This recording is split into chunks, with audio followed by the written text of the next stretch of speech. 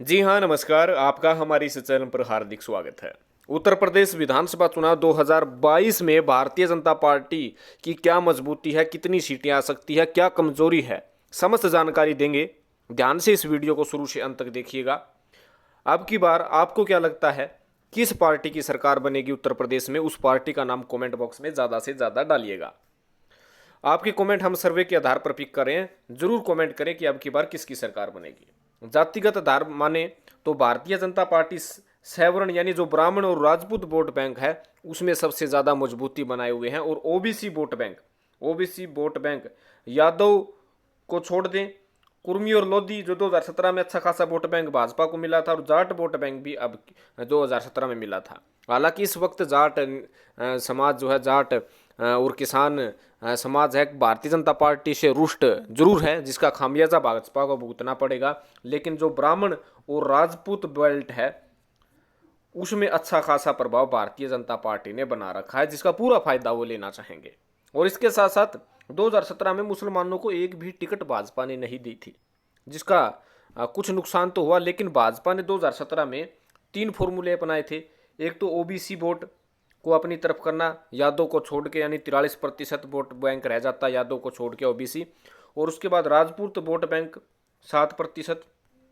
और इसके साथ साथ जो कह सकते कि ब्राह्मण वोट बैंक है वो अपनी तरफ करना। इन 3 वर्गों के आधार पर भाजपा ने 300 प्लस सीटें जीती। आपको पता है कि उत्तर प्रदेश में जो पार्टी 35% से ज़्यादा वोट लेती है उसको 300 से ज़्यादा सीटें ही मिलती है, और भाजपा ने 39% से ज़्यादा वोट लिए तो 312, 314, 325 गठबंधन तक ये जो है सीटें उनको आ गई। लेकिन अब की बार कुछ चेंजिंग हुआ है, वो भी आपको बताएंगे कि भारतीय जनता पार्टी से ब्राह्मण भी कुछ रुष्ट हुए हैं। 5 से 10% ब्राह्मण अवश्य रुष्ट हुए हैं। और देखिएगा 2017 से लेकर 2020 में किस प्रकार भारतीय जनता पार्टी विधानसभा चुनाव में सिकुड़ती हुई जा रही है। आप देख सकते हैं कि किस प्रकार पहले राजस्थान में थी, राजस्थान में नहीं रही। और ये यहाँ पर भी देख सकते हैं आप किस प्रकार सिकुड़ती हुई, किस प्रकार उनका वोट बैंक जो है कम हुआ है। आप अनुमान लगा सकते हैं। जब लोकसभा चुनाव के बाद 2014 के लोकसभा चुनाव के बाद जितने भी राज्यों में चुनाव हुए हैं, लगभग दिल्ली को छोड़कर भारतीय जनता पार्टी ने जीते हैं। लेकिन अब जिस प्रकार से जनता ने यह तय किया कि लोकसभा और विधानसभा में अंतर है, आप देख सकते हैं दिल्ली के चुनाव में, देख सकते हैं हरियाणा के विधानसभा चुनाव में, देख सकते हैं पश्चिम बंगाल के विधानसभा चुनाव में, देख सकते हैं। हालांकि असम विधानसभा चुनाव में भाजपा को भारी जीत मिली, लेकिन डिफरेंस है। और बताया जा रहा है कि भारतीय जनता पार्टी को हराने के लिए जिस प्रकार से जो समाजवादी पार्टी है, बीएसपी पार्टी है, कांग्रेस पार्टी है या अन्य पार्टी है, जिस प्रकार से अपना कह सकते हैं कि वोट बैंक जो बढ़ा रहे हैं, वो कहीं ना कहीं भारतीय जनता पार्टी के लिए चिंताजनक है। ये देखिएगा, सामान्य, गैर यादव, ओबीसी, अन्य अति पिछड़े और गैर जाटो दलित पर भाजपा की अच्छी पकड़ है। एक विश्लेषण के मुताबिक सामान्य से भाजपा को 56% ब्राह्मण, 3% स्तरीय और 1.5% वैश्य से वोट मिलते हैं। इसके अलावा अति पिछड़े वर्ग से लोधी के 7%, कुशवा के 14%, कुर्मी के 3% भाजपा के परंपरागत वोट हैं। भाजपा की गैर जाटो, वाल्मीकि, धोबी, खटिक, कोल, गौड़ प्रवाह पर पकड़ है। तो कह सकते कि भाजपा का मजबूत पक्ष है ओबीसी, जो कि यादव को छोड़ दिया जाए। ब्राह्मण यदि हम बात करें, ब्राह्मण पर भी अच्छी पकड़ है। यादव को छोड़कर यानी ठाकुर, राजपूत पर, इन 3 समाजों पर अच्छी पकड़ है। और इसी के बेस पर फिर से 2017 में वे चुनावी मैदान में कूद रहे हैं। लेकिन विपक्षी पार्टी मुस्लिम वोट बैंक, मुस्लिम का अच्छा वोट बैंक है। यादव वोट बैंक, यादव के साथ साथ जो अन्य जिसमें SC ST vote bank, SC ST जो विशेष तौर पर बसपा की पकड़ रहती है। और उसके साथ साथ जो ब्राह्मण जो भाजपा से नाराज चल रहे हैं, और जाट वोट बैंक और किसान vote bank Bharatiya Janata party के लिए बहुत बड़ी कमजोरी सिद्ध हो रहे हैं। जाटों ने भी पिछले 2017 के चुनाव में अच्छा खासा वोट बैंक जो है भाजपा को दिया था, लेकिन जाट और किसान अब की बार भाजपा से नाराज है, जिसके कारण विपक्षी पार्टी जो है भाजपा को मजबूत रूप से जो है हराने का प्रयास कर रही है।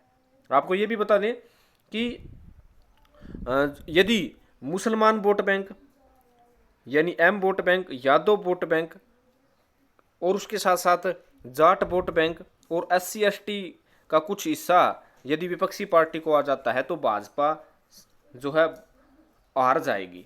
तो भाजपा को ये भी कोशिश करनी है कि मुस्लिम वोट बैंक को भी अपनी तरफ करना है। कुछ टिकटें अब की बार शायद भाजपा दे भी सकती है। जाट वोट बैंक को किस प्रकार खुश करेगी, SC ST को किस प्रकार जो अपनी तरफ लाएगी।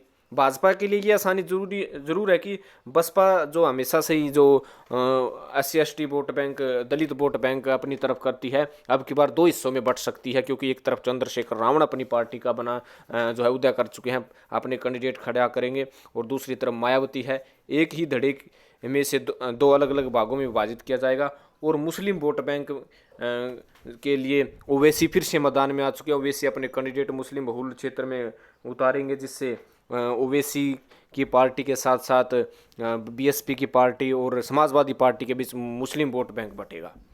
भारतीय जनता पार्टी चाहती है कि जो मुस्लिम, Yadav, Jat, SC ST vote bank यदि विपक्षी पार्टियों में अलग अलग बट जाए तो भाजपा की जीत सुनिश्चित हो जाएगी। अगर ये एक साथ एक ही पार्टी को, एक ही धड़े को मुसलमान, Yadav, Jat, SC ST vote bank दे देते हैं तो भारतीय जनता पार्टी 100 पार भी नहीं कर पाएगी। तो भारतीय जनता पार्टी अपनी नई रणनीति के तहत चल रही है और उस रणनीति का पूरा फायदा भाजपा उठाना चाहती है। हालांकि भारतीय जनता पार्टी खुद कह रही है कि इस वक्त हम 325 सीटों पर मजबूत हैं, और अब की बार भारतीय जनता पार्टी की तरफ से नारा दिया जाएगा कि अब की बार 350 पार, यानी उत्तर प्रदेश में अब की बार नया नारा होगा, अब की बार 350 पार। हालांकि ये नारा हमेशा से ही भारतीय जनता पार्टी प्रत्येक विधानसभा चुनाव में, पश्चिम बंगाल में 200 पार का नारा दिया था, हरियाणा में 75 पार का दिया था, दिल्ली में 40 पार का दिया था, झारखंड में 55 पार का दिया था, लेकिन वहां पर असफल हुए थे।